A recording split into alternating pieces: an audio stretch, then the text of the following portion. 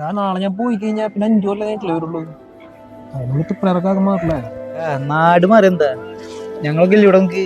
ഇതും പറ്റിയ എന്നാ നീ തന്നെ തുറന്നോ.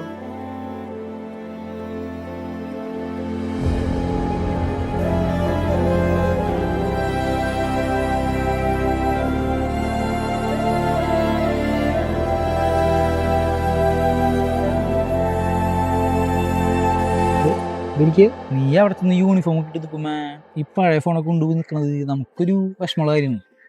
റെഡി ക്യാഷിൻ്റെ അടുത്തൊന്നല്ല, EMI എടുത്തതാ. നമ്മുടെ കൂട്ടത്തിൽ ഒരാൾ പഠിച്ച് പുറത്ത് ഗൾഫിക്കൊക്കെ ജോലിക്ക് പോണത് ആദ്യമായിട്ടുള്ള തെറിക്കാം നമുക്ക്.